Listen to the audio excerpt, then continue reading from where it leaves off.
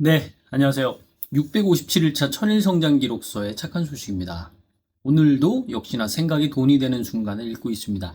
지금 창밖에 지게차가 와 있습니다. 지게차가 와 있으면 저는 이런 생각을 하죠. 아, 또 이사하나 보다.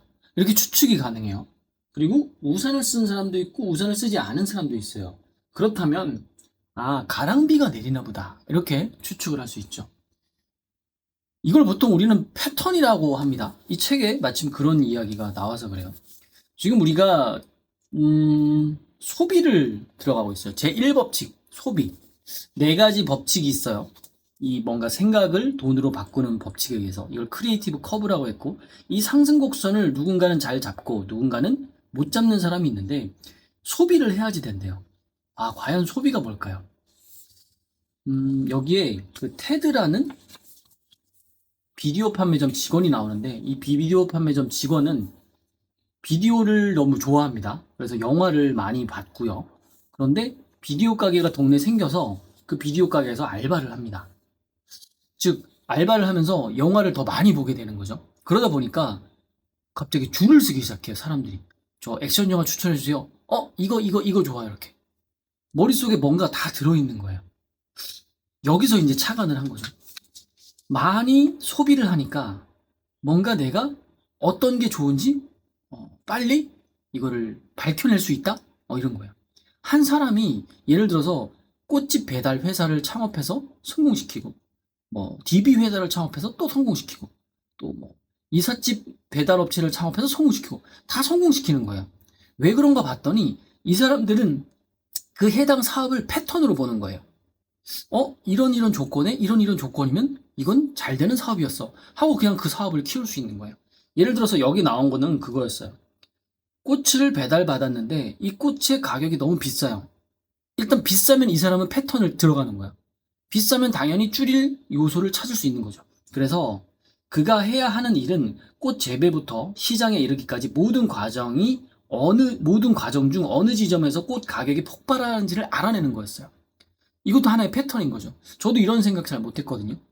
만약에 커피라고 쳐요. 커피가 커피 원두 공장에서 생산이 되고 포장이 돼가지고 어딘가 납품이 되겠죠. 납품이 되면 그걸 공급하겠죠. 마크 붙여서. 그럼 공급하는 곳은 커피점이겠죠. 그럼 중간에 그 과정을 다 찾아봐요. 그 다음에 줄일 수 있는 곳이 어딘가. 이 사람은 바로 직판매래요. 생산 공장에서 바로 판매하는 거. 그럼 그거를 뭔가 만들어주면 되는 거죠. 그럼 그게 사업이 되는 거고. 이런 식으로 패턴을 찾아가는 겁니다. 그런데 우리가 앞서 말했던, 여기 조금만 읽어볼게요. 대표 사례와 프로토타입을 개발할 수 있는 다른 방법이 있다. 이게 대표 사례와 프로토타입은 잘 되는 사례를 말합니다. 창의적인 사람은 의도적인 소비를 통해 비슷한 결과를 얻어낼 수 있다고 합니다. 네, 의도적인 소비. 비디오 대여점에서 테드가 여기에 해당한다. 꼭 직접 경험해 봐야 사전 지식을 쌓을 수 있는 것은 아니다. 그저 관찰하는 것만으로도 대표 사례나 프로토타입을 개발하는 효과를 얻을 수 있다. 제가 이해한 건 그렇습니다. 내가 비디오를 다 볼 필요는 없다는 거예요. 어느 정도 좀 봤으면 그 다음에는 관찰하거나 보는 것만으로도 한 방에 들어온다는 거죠. 이거 약간 그냥 구루의 경지에 올라가면 척하면 척으로 다 보이잖아요. 그런 느낌으로 저는 지금 받아들이긴 하거든요. 대표 사례라는 게 아무 정보나 소비한다고 오는 것은 또 아니래요. 야, 이거 어렵네요, 그죠? 그래서 새로운 사업에서 아이디어나 영감을 얻는 경우가 많대요. 그러니까 기업가들이 그러니까 한 연구 결과에 따르면 성공하는 기업가들은 자신이 속한 분야에만 있는 제3의 자료를 수집하는데 각별하게 관심을 둔대요. 이 기업가를 위한 명예의 전당에 들어가는 사람들은 전형적인 기업가와는 달리 틈새 산업에 관한 출판물을 찾아 읽고 여기에 새로운 사업 아이디어에 영감을 얻는 경우가 많다고 하네요. 출판물만 읽어도 새로운 사업을 아이디어를 얻는 거죠. 주식 잘하는 사람들이 뉴스를 보고 혹은 일상생활에서 어떤 제품을 보고 아이디어를 찾는 것과 비슷한 거 아닌가 합니다. 그러다 보니까 이 사람들이 단순한 창업자가 아니라 연쇄 창업자가 되는 거죠. 자, 놀라운 원칙이 하나 있는데요. 대중에게 친숙한 아이디어를 찾아내는 것이야말로 상업적 성공을 가져오는 창의적의 기본 태도입니다. 우리 배웠죠? 이 크리에이티브 커브 곡선 이렇게 대중의 친화적인 거에서 살짝만 뭔가 트는 거예요. 그럼 이렇게 올라갈 수 있어요. 이 언덕으로 올라갈 수 있다는 거죠. 화가들은 수시로 전시회장을 찾고, 자, 이게 소비죠? 소비예요. 셰프들은 최첨단 식당에서 식사를 하고, 농장을 찾고 음식 박람회를 찾아다닌다. 작곡가는 끊임없이 음악을 듣는데 새로운 음악이든 흘러간 음악이든 가리지 않고 듣는다. 소비를 하는 거예요. 그 창조적인 걸 위해서. 이들 창의적 예술가들은 보통 일정이 아주 바쁜 편이지만 그래도 하루 서너 시간, 즉 일하는 시간의 약 20%를 어김없이 이런 소비에 투자한다라고 해요. 내가 뭔가에 있어서 창조를 발현하려면 하루 일하는 시간, 하루 러닝타임 있죠? 깨어있는 시간 중에 20%를 써야지 된대요. 저 같은 경우는 깨어있는 시간이 보통 6시 반에 일어나고 잠자는 시간도 18시간이니까 20을 하면 3시간 정도는 어떤 소비에 써야 돼요. 그러고 보니까 저는 어디에 소비를 써야 되죠? 여기서부터 우리 시작해요. 제가 오늘 이 말을 하고 싶은데 이것이 내가 말한 20%의 법칙이다. 깨어있는 시간의 20%를 자신의 창작 분야 속에 자료를 소비해라. 자, 1시간만 저는 써볼게요. 근데 어디에 써야 될지 모르겠어요. 목표가 정확히 없어요. 저라면 제가 1000명의 성공을 돕는 독서 모임 1000도를 운영하고 싶으니까 책을 그리고 뭐 독서 모임 운영 방법을 이렇게 익히는 거에 쓰겠습니다. 1시간을. 네, 그래야지 될 것 같아요. 책 선정이 무엇보다 중요하니까 항상 이 독서 모임이 2주 동안 한 권의 책을 읽는 게 2번이라서 4주잖아요. 4주 동안 읽고 마지막 주차에 제가 교보문고나 이런 서점을 가거든요. 그렇게 해서 책을 찾습니다. 그런데 하루 1시간 의도적으로 한번 해보겠습니다. 여러분들이 만약에 주식을 하고 있다. 그럼 1시간 정도는 다른 사람은 어떻게 돈을 벌고 있는지를 보셔야지 됩니다.